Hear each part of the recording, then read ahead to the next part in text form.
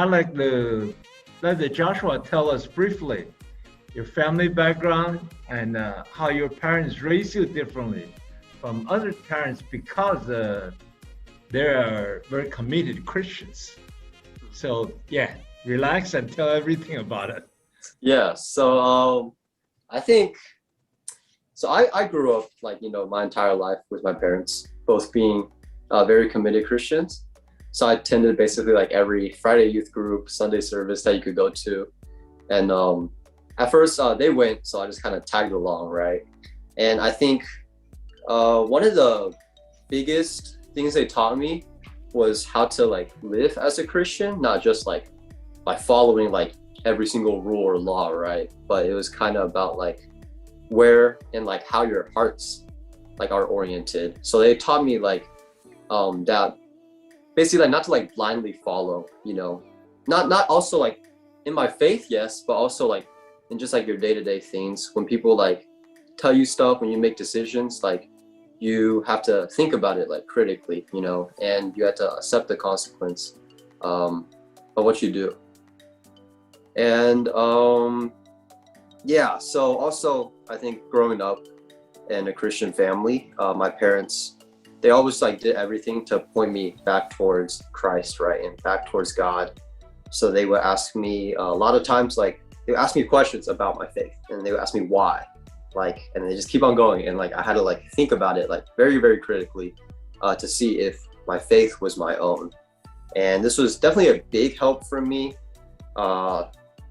in my faith and also in school, because it taught me to think very critically, and I had to be responsible for my own decisions. And yeah, I think that's a good background. So how does that affect your daily life in the school? They show you're a Christian different from other people? Do they feel that you didn't fit in very well, or how do you blend it into the environment very nicely? I think I just kind of, I think people know that I'm a Christian, but I think most people are, they're comfortable around me, even like because I'm a Christian, right? There's no like bad like blood, right?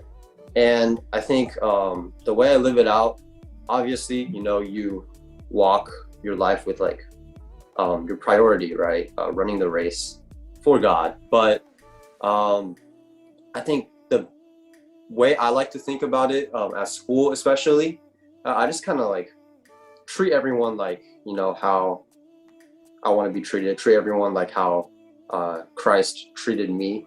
And I think when you do that, it creates a lot of good relationships with people who are not just Christian. There's a lot of people who have never heard of God or don't believe, and then they become interested, And also, I think it gives you a lot of peace. I think growing up Christian in school, so you can have more time to like focus because you're not worrying about too many things constantly. That's good. Can you elaborate a little bit more on your last statement? Yeah. So basically, I think growing up Christian, like I knew that no matter what happened, like to me in this world, like good or bad, right? I had one goal, and that goal was, like Paul said, to like kind of run the race toward the finish line, right? Toward God and toward like the life He intended for us. And basically, when I don't get the right score on a test, or I stumble, right, in school, stumble in life, I have peace because I know that, I have my hope in something, right? And that would just give me, especially when it came to study, right? Like I wouldn't constantly be stressed out from, I gotta get like this score. If I don't get it, like it's the end of the world, because I knew it wasn't the end of the world.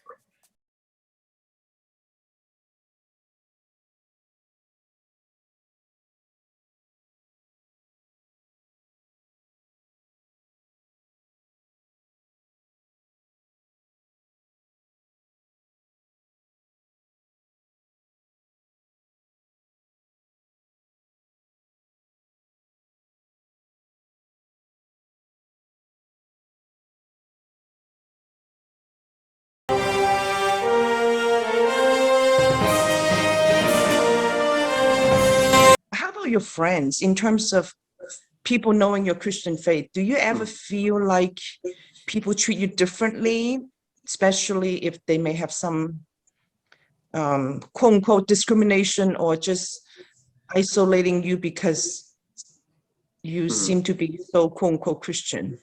Has that happened? Yeah, so in high school, not as much, but in college, yeah, I think people, they take a lot of subtle jabs and kind of like poke at you quite a lot when they know you're Christian.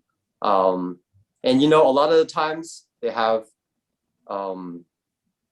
they're kind of like, they have like a negative view of Christians, and a lot of times it comes from like politics. So they, yeah, they poke at me, some of my friends at Rice, you know, but I think no one's ever really discriminated against me because I'm a Christian. So I can't really speak onto that, but definitely have people, you know, like say things that are kind of like offensive towards our faith a little, and they kind of see how I react. So in those situations, I just, you know, I keep calm because God doesn't need me to defend him, right? So Man, I that's a good point. I just, you know, I listen to what they say, and I just kind of ask them where they're coming from sometimes, and they usually just calm down, and they're okay with it. Yeah. Any other powerful testimony defending for God? We don't need to get all bent out of shape and upset or feeling being personally attacked of any sort. So you're calm, you listen to them. You want to listen and hear from their perspective.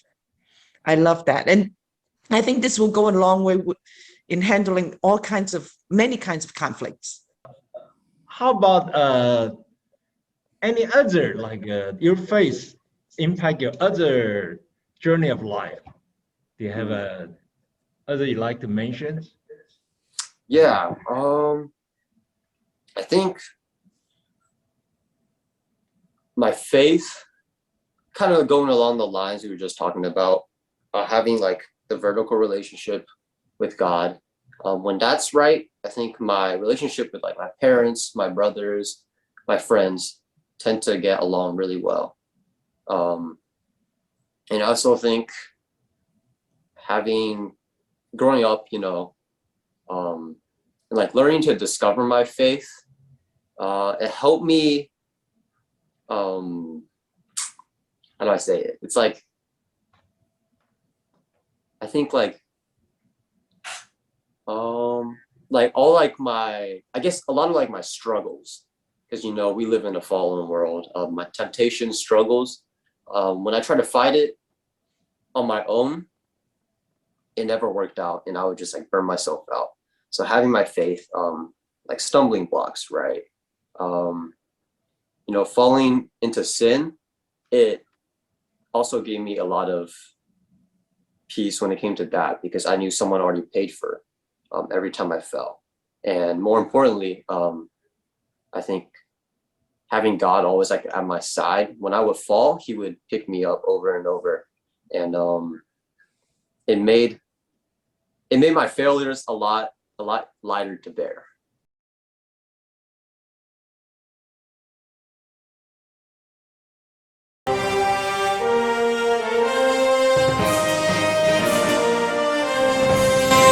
Also, in those times, right? While you're going through it, you have the power above and beyond what you can handle on your own. Yeah. Was there anything else that you experienced or you learned from those difficult times because of your Christian faith? Yeah. So first semester of college, I was in a very, very low spot. First semester, I was struggling academically, struggling relationally. I was dating at the time, right? And I was just not in a good spot. And that was when I kind of learned the power of prayer. So I have like a little story so one day I was feeling really, really sad. I couldn't do any work. I was out of it. And I started praying. I took a walk for like 2 hours, and I was just praying, right? I was like, God, like, I need help, right? I don't know what to say. I need help. And that was basically my prayer for the whole time. I was walking, you know, There were tears in my eyes because it was tough. And literally like the next day, the next week, God kind of just answered my prayer, and he responded to me.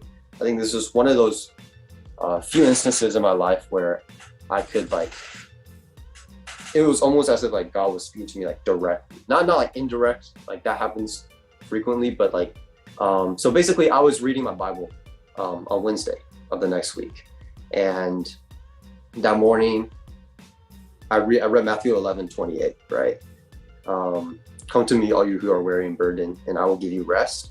It was that whole chapter, but that was the part that stuck to me because I was weary, I was burdened, I was not in a good place. And I read it, I was like, he'll give you rest. And a song, so I was in college, so I didn't see my family for half a year. A song that our family really liked was Goodness of God. And it was our family song. So while I was reading that, I had my music in shuffle and the song Goodness of God just came up. And I was like, wow, okay, God, like that helped me. And that night I went to church for a prayer meeting. And lo and behold, someone goes up to share and they talk about how they're going through a tough time, and the verse that's getting them through is Matthew 11:28.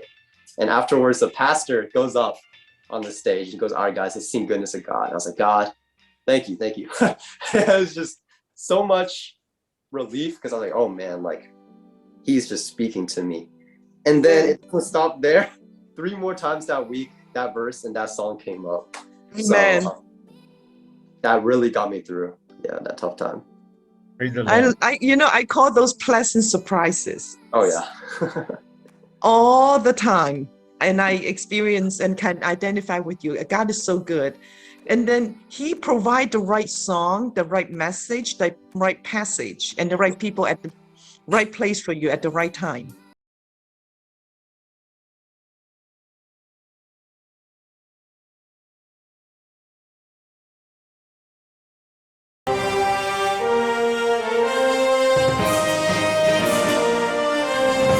So I learned, right? That was the first time I prayed 2 hours straight. Never done it before. It was after that experience, I had very more similar experiences to that. And the result was always from prayer, right? Coming to God with your heart in the right place and just, really giving up 100% to him. So for me, I really just learned that I can really, really trust anything to God. And all I have to do is just talk to him, pray to him, ask him, right? And he'll deliver by his will. Wow. And I call that trust and obey. Oh, yeah. So that's the good old hymn, right? Trust and obey, for there's no other way to be happy in Jesus but to trust and obey. And I just love this all the time. It sounds like a simple song, and yet it's so profound, so powerful. And Joshua, that's what you experienced. Mm-hmm. And if you were to help someone who may have a similar struggle, now you have credibility. Mm-hmm. Now you can share what you experienced. Once I had a similar experience. I prayed for 3.5 hours. So usually the human being like us, even Christian, don't just pray that long. Mm-hmm. So usually it's the Holy Spirit intercede. Yeah. I want to pray for you.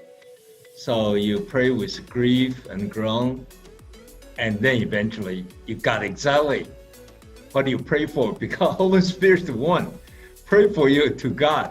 Now, of course, God gives the Holy Spirit's answer to you. Yeah. So I think that's just a beautiful testimony of exactly what the Bible says.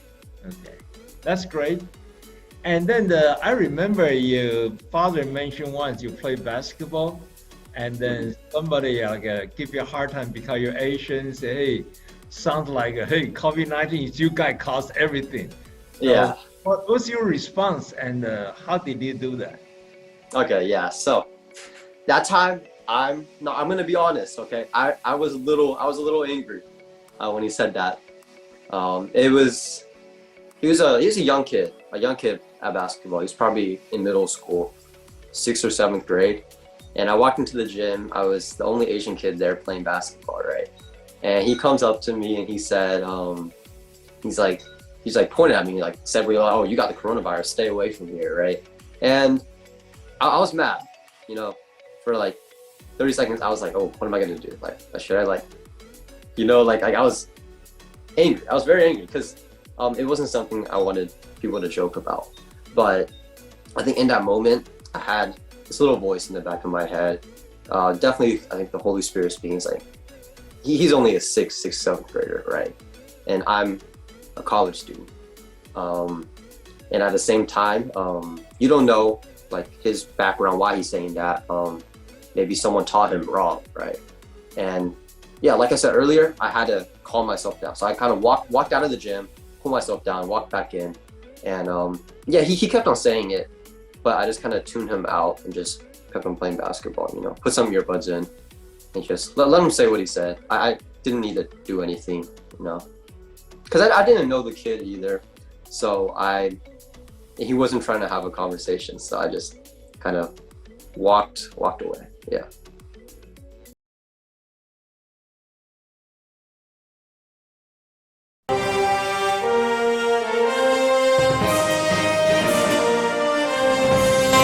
So how often do you have a conflict with your parent? What caused the conflict? How do you deal with it? Yeah.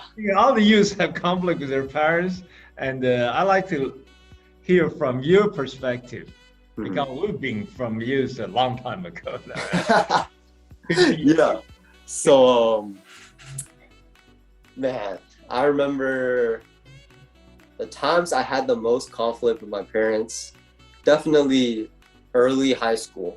Man, I was rebellious. I didn't like what they had to say a lot of the time, and I wanted to go out and hang out every day and not worry too much about school and not worry about, you know, my SAT, preparing for college. I just wanted to hang out.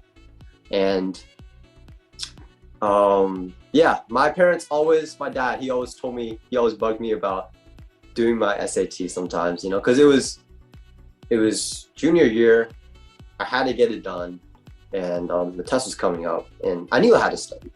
So this is one example. Every day, he kind of like, not every day, but he would sometimes occasionally remind me, "Hey, make sure you do your SAT," right?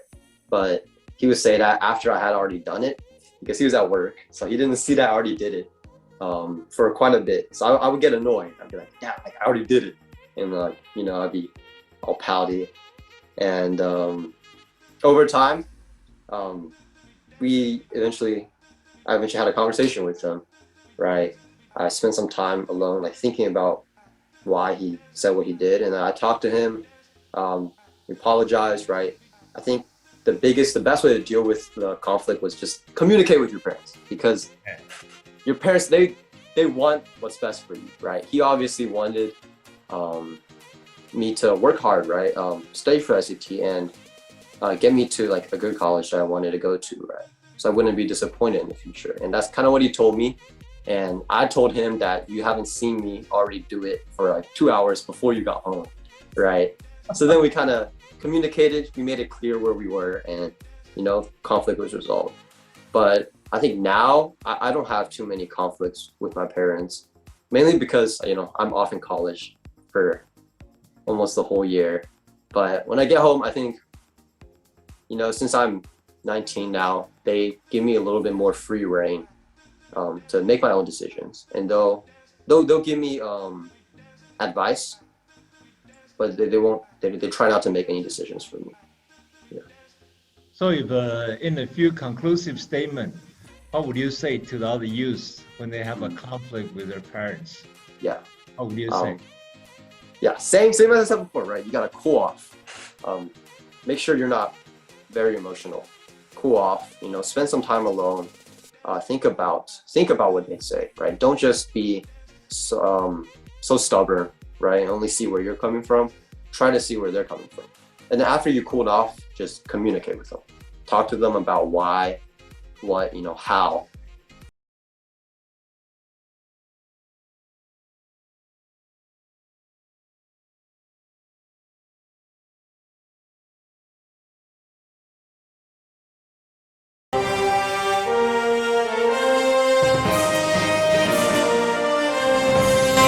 How often do you have a conflict with your peers? And how do you deal with it? Like classmates, no, friends? Yeah. To be honest, I don't remember many conflicts with my peers. Usually, I think when it comes to friends, I'm a lot more thick-skinned than with my parents. And yeah, let me think. There was one conflict. Our family was gone on vacation, and our friend group had a sort of like almost like a mini split, because some people weren't invited and some people got their feelings hurt, right? So when I got back, like my whole friend group was in like they were very emotional. They were like, oh, we're just gonna hang out with our group. We're gonna hang out with but we used to be like a bigger group, and stuff like that happens in friend groups when not everyone's invited sometimes.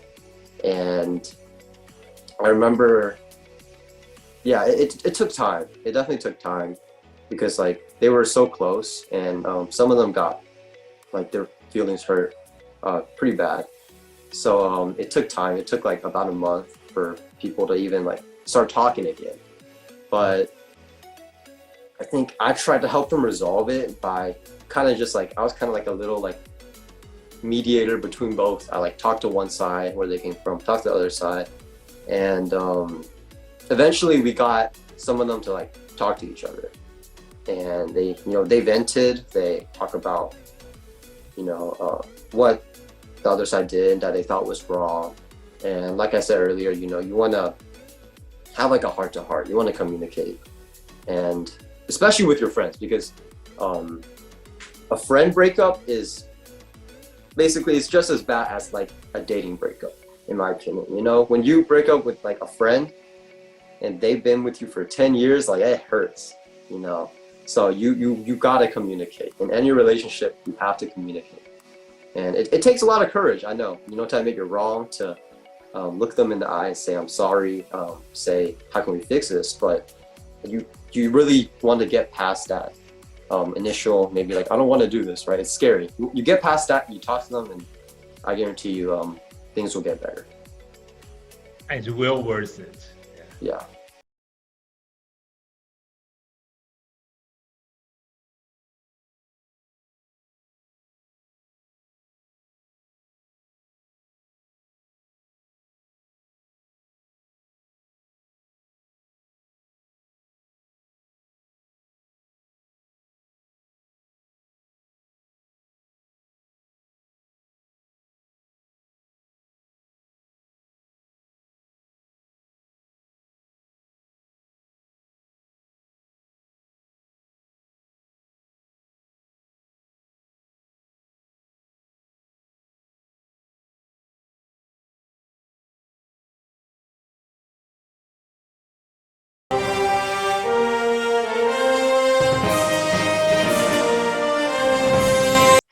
I like to learn how you handle those quote unquote broken times. How do you restore that? Who took the initiative? What are some practical tips in communication? Yeah. So there's that question, what would Jesus do, right? Always have that question in the back of your mind. What would Jesus do in every situation? And for my parents, I think it was 60% of the times they would come to me and they say they're sorry. And 40% of the times I would take my own initiative. And I think a good practice, a good skill almost to have, is try to be the first person to initiate, to resolve it, right? Because if both people think the other person's gonna do it, it's probably not gonna happen. So muster up the courage, right? And when you talk to them, don't just, go in and right away be like, oh, I think you're wrong, and like all this, right? You wanna ask them questions. I think that's a very good way to see why they did what they did. So if, for example, if my friend, like if I didn't invite him to something, right, and he got his feelings hurt, and I knew about it, I won't go to him. I'll be like, okay, so like, first I probably ask, what did I do wrong from your perspective? Because what you think they did, what you think that they think you did wrong might not be what they actually think, right? So you want to figure out what they didn't like. And then from there, you start asking questions about, just the more in detail, try to figure out where they're coming from. I think the biggest thing, ask questions, ask what would Jesus do? Those two big things. I love that, Joshua. And I always say, even though if you may have just 10% wrong, and you're so right at your young age, you're already so mature and wise. We take the initiative to take on your portion of the responsibility to apologize and then to ask questions, right? Not to accuse and assume that you're right or they're wrong, but you ask clarifying question. Yeah. And I think one more thing that just popped in my head. I think when you mend a relationship, you have to remember that you forgiving them has nothing to do with what they do in return, right? I heard from, I think we had like a retreat in college, and the pastor was talking about how forgiveness it's not between what they did and what they can do for you to forgive them. Like forgiving this person is between you and God, right? You come to God with your emotions, all your anger, right? And you say, God, I want to forgive them. They don't have to do anything. So don't ever say, I'll forgive them if, right? Just forgive. Yeah. That's very good. Actually, forgiving someone, it's much more of a blessing to yourself than to them. They don't feel anything. It's to you that you now no longer hold a grudge. And it's between you and God to set yourself free from being burdened with unforgiveness. And you're so right. Forgiving, it's a one-sided decision. It's you, yourself, own decision. Different from reconciliation. Reconciliation takes both sides. But forgiveness is really the greatest blessing and choice for you, yourself to make.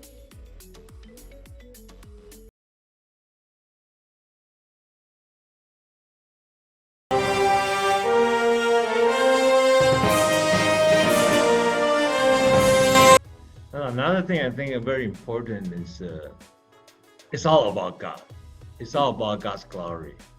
And it's all about Jesus, that right? And then so from big picture point of view, Jesus said, blessed are the peacemaker. They can be called children of God. So if we want to be children of God, let's make peace for people.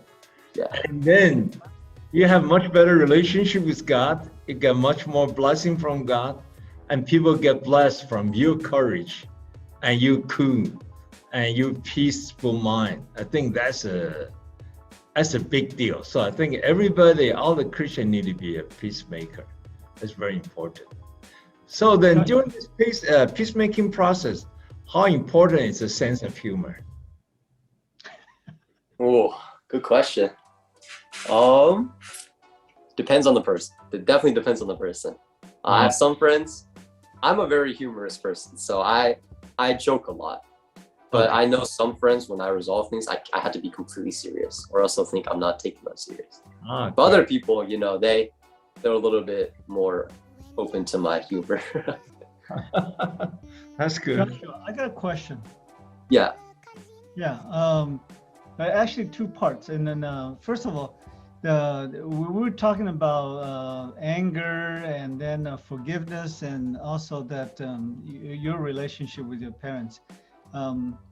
What would you say, or how would you give advice to other people that young people or kids that got so angry and said to their parents, I hate you, and what, you ever have that situation, or how would you tell your friends if they say those kind of things? What would they do? Oh, yeah. Yeah. So, your words, it's like a sword, your words can be very hurtful. So I'd say, if you ever say something along those lines, like, I hate you, to that person, you have to apologize and make it clear that you're apologizing for that phrase or for what you said, because I think I've had experiences where I think I've said that to my parents a couple times, and you know, you're their parents, they're your parents, and they love you so much. So hearing that from your child, I can't imagine how, you know, heartbroken you might be, even if you don't mean it, just like saying it to someone, because your words, you know, they hurt. So I think, man, you have to apologize for that. Yeah, apologize, get rid of that bitterness like we were talking about earlier, and forgive them for what they did that you think they did wrong, but you definitely need to apologize for those situations. That's very good. Okay. Yeah. Hey, are you in pre-med? I am pre-med. Well, okay. Yes, sort of. Oh, well, then let me ask you, because I'm a medical doctor as well. So, what is it okay, Ming, that I could ask? I mean, is that what you're gonna ask? So later? actually, that's a part of the question we're going to touch. Part Okay. topic touch next time. Yeah. Okay, then I won't. Yeah. Hey, then coming back, did your parents push you into doing what you want to do, or is it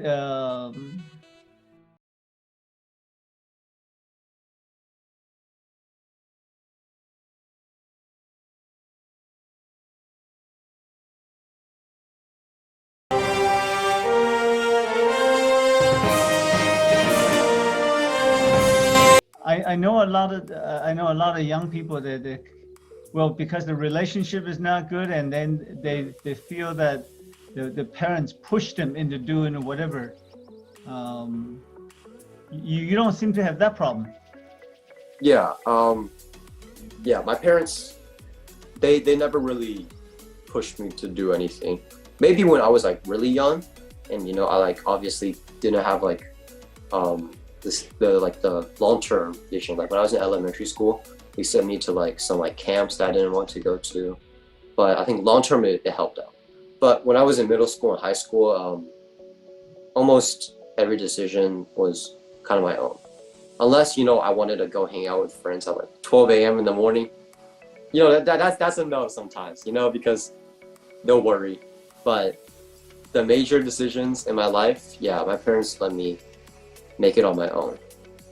Yeah. A lot of young people are so kind of addicted to computer games. How are you? How did you develop immunity, or you some that has that been a problem for you or your parents, and then become a nagging point or anything? Yeah. So I got my first phone when I was in 6th grade, and that was basically the first time I before that I only had tablets and I didn't play much games on it. So I had a phone, and I would always get caught in class in middle school playing on my phone while the teacher was talking or something. And in middle school, I actually never told my parents I got caught. So I only told them that later. So they didn't know about that. And then we got an Xbox to play video games on when I was in about 7th or 8th grade. And you know, first got it, I wanted to play like hours, like 3 hours a day, right? And my parents would give me a time limit. They said you had to set a time for yourself, 1 hour, and after 1 hour, you need to stop, right? And I trust you to do it. And 90% of the time, I went over that hour. I didn't tell my parents. I'll say, oh, I didn't start the timer until 30 minutes ago, and I played like 1 hour and a half. And yeah, so like they trusted me to do it. A lot of times I didn't, so I had to face my consequences. When they found out that I played over an hour, I didn't have the Xbox for maybe like a couple of days, a week, if it got really bad, right? And in the moment, I didn't enjoy it because I wanted to play. But over time, I think for me, I never was too big of a fan of video games. So after like a couple of months, like of the initial like excitement of the new Xbox, I kind of stopped playing a lot, and now I don't really play too many games. So I wouldn't say it's like I don't think I have too much to say on that topic because I've never really like been like a big gamer. I see. Thank you. So when you look back at your life, is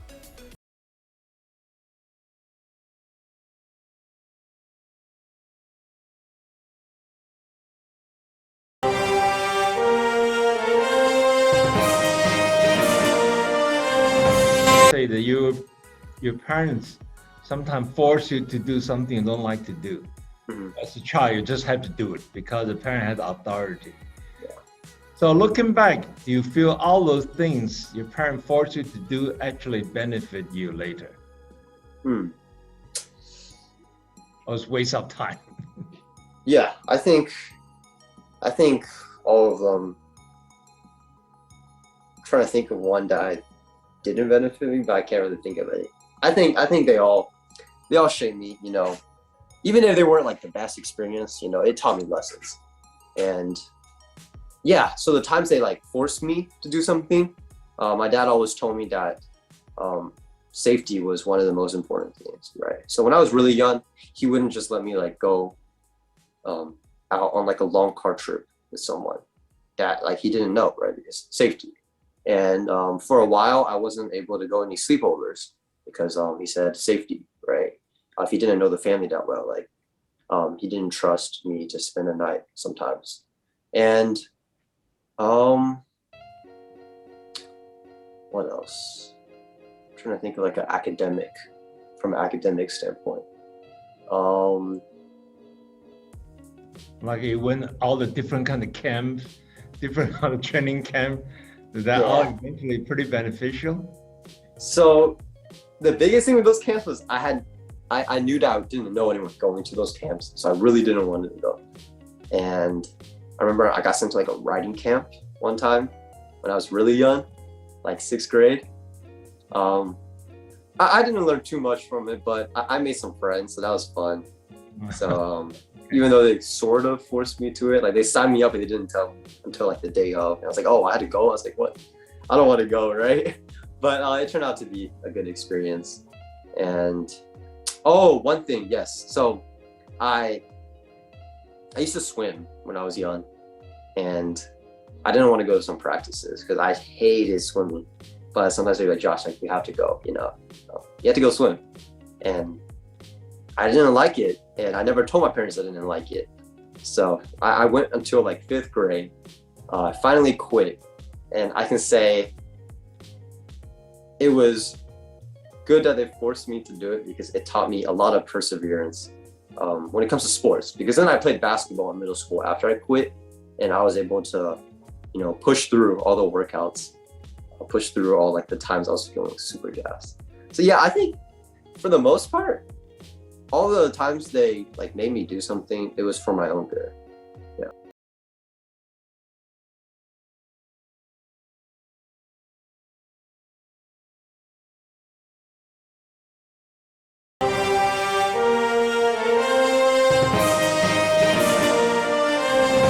To begin with, how is your relationship with your parents and how was that developed over time? Yeah. My relationship with my parents, I think it really started to grow in high school when they started to let me make my decisions, because I knew that they had so much more life experience than me. So I would come to them sometimes, be like, what should I do, right? And over time, I think I didn't tell them too much my first 2 years of high school. But near the end, nearing junior and senior year, I started to like view them more as friends than like authoritative figures, right? So over time, I started to open up to them, talk to them about my struggles. And I think today, like as of today, I say I trust my mom and my dad. Obviously, I think trust them more than any person in this world. And I say, yeah, I'm most comfortable opening up to my parents because I know that they have like unconditional love, you know, same like in the same way that our Father in heaven has for us. So I think I have a very good relationship with my parents. I talk to them about, I view them as friends, basically. They're like my best friends. Yeah. Allow me to interrupt. You mentioned that sometime in your 3-4 years ago that you and your parents become friends. Hmm. I think a lot of parents would love to have that. And how did that happen? Yeah, I think the biggest thing was just me. Obviously, your parents want to be like very close to you, good friends. But I, didn't want to, right? I thought it was embarrassing sometimes they were there, and I felt more comfortable sharing with my friends at that time than my parents. So over time, the biggest thing for me was just, I don't know, I think there wasn't like one specific moment that I all of a sudden like felt like, oh shoot, my parents are so wise and like they're so loving. But it was over time, the more times I was honest with them instead of dishonest or like hiding with them, the more I would see their wisdom, and the more I would see that they had really good advice for me. And then the more I would see how much like they loved me.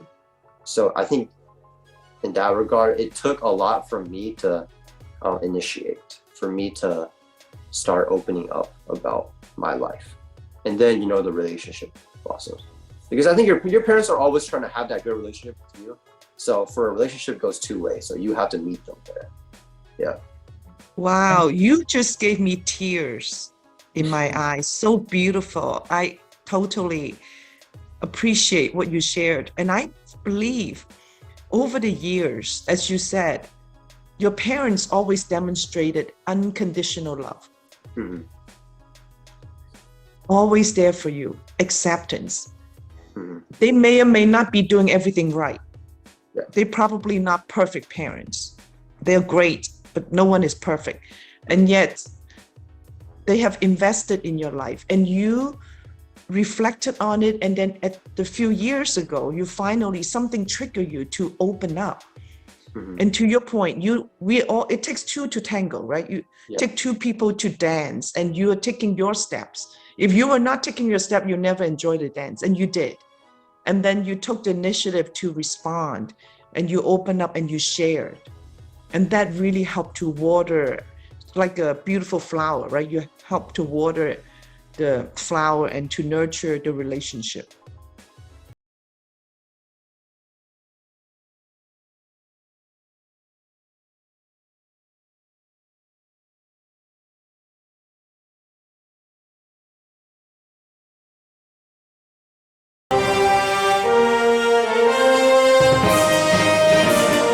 Parents allow you to date in high school? Yeah, that's a good question. So, they didn't say no. They didn't say no in high school. Junior, senior year, when I asked them, I was like, hey, did I like happen to date someone, right?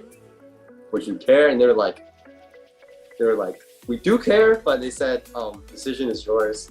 Like, be wise, right? Don't date the wrong girl. And I think the second semester of senior year in high school, I dated someone, right? And Come on, is it Chinese or Koreans? And Chinese, they're Chinese. Okay. And my problem was I didn't tell anyone about my feelings for this person. So no one even knew I liked this person. And I dated them, I think a little bit too early. At that time, I think my personal identity, like in Christ especially, wasn't as solid as it is today. And I didn't know what I was looking for. So I kind of just all of a sudden was like, all right, I'm gonna date this girl. And I didn't tell my parents about it. Even though they said I could date, they told me to choose wisely. So When you were and your parents were very good friends, but then you didn't tell them, huh? yeah. Yeah, so I didn't tell them about it until after I asked the girl out. And I say, yeah, I kind of wish they almost like told me like don't date in high school, because I think for most people it's not a good time because you're still figuring out your own identity, and that was the biggest issue for me in dating so early. So I say, And you know, it might be different for you guys. If you guys are at that point where you found your identity, especially in Christ, right? You know who you are as a person. Yeah, I think it's okay to date, but don't date just for the sake of dating. That's the thing they told me, right? They told me that when you're dating, you have an end goal in mind. That end goal is marriage. And yeah, I didn't listen to them that one time, and it didn't turn out too well. So yeah. Josh talked to you very honestly, sincerely, and his own experience in Christ. And it's not like smooth ride, it's always a conflict, challenge. But however, understand the big picture. Your parents love you unconditionally, and you love your parent unconditionally. And none of either side is really at the complete big picture of the future, whatever.